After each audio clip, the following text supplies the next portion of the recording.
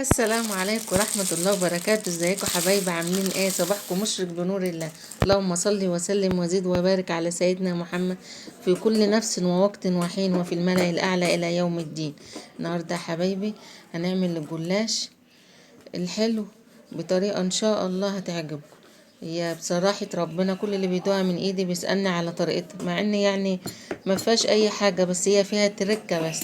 بصوا يا حبايبي، انا جبت الواحدة بتاعت الشركات العادية اهي، اقسمها بالنص والنص اقسمه 2. شوفوا يا حبايبي كده قسمناها ايه 4، والاربعة متساويين ولا قسنا ولا عمل. اللي احنا جزء هنشتغل فيه والجزء التاني لازم نكيسه تاني. عندنا زبيب وجوزهان وسودان، هي دي الحشوة بتاعنا النهاردة. هنجيب بولة اوسع شوية ونخلطهم مع بعض. عايزة تضيفي كمان للحشوة فانيليا ضيفي، بس انا بصراحة حابة ريحة الفول السوداني وجوز الهند ما شاء الله بتبقى جميلة من غير فانيليا، وبستكفى بالفانيليا اللي بتبقى ايه في الشربات. طبعا الشربات بتاعها لازم يكون بارد، هو كان متوفر عندي اللي كنا عاملينه للكنافة.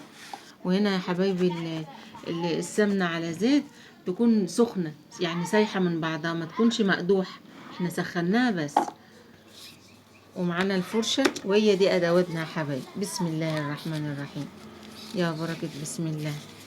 اللهم صل وسلم وزد وبارك على سيدنا محمد في كل نفس ووقت وحين وفي الملأ الأعلى إلى يوم الدين. اللهم اهدي أولادنا وبارك لنا فيهم واشفيهم ونجحهم يا رب العالمين. بص يا حبايبي، الواحدة هنعملها ايه عبارة عن قطعتين، ورقتين يعني. الورقة نجيبها من أولها لآخرها كده بدهنة ايه السمنة على زيت.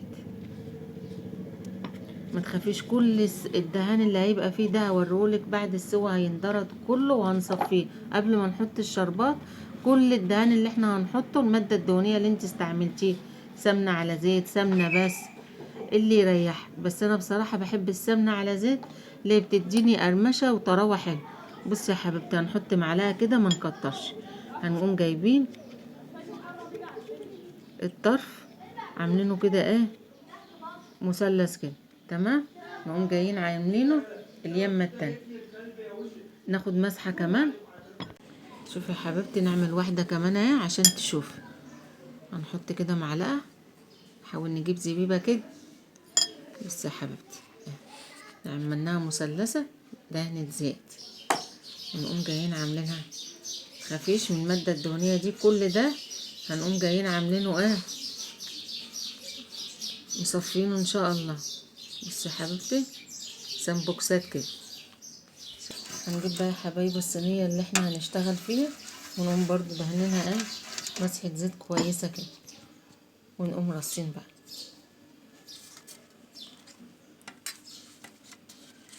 بعد ما نرصه برضو نقوم جايين مدين له ايه مسحة من فوق كده. شوفي يا حبيبتي، خلصنا اول صينية اهي. الصينية التانية برضو لازم ندهنها من تحت كده. شوفي معايا كده، شوفي الورقة المتقطعة ولا يهمك من السمنة، بتقوم جاية ملزقاها ببعضها تاني عاملة زي السامو. شوفي دي، شوفي دي يا حبايبتي عبارة عن قطعة، حطيها وما تخافيش ولا يجرى لها اي حاجة ان شاء الله. السمنة بتقوم جاية عاملة ايه، عاملة زي ما تكون ملحماهم في بعض كده.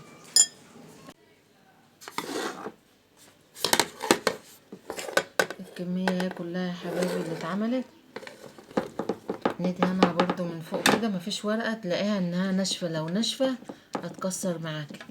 ندهنها بقية الكمية، وبرضو نحط ايه كله يبقى عليه مادة دهنية.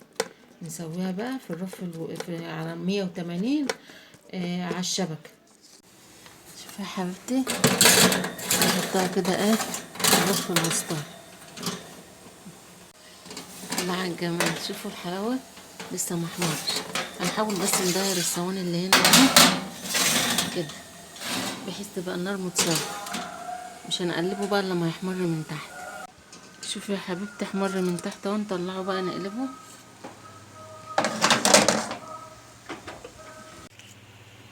قلبته اهو يا حبايبي، واحط برضو الصينية بقى ما هو ما بيستوي بيكش شوية.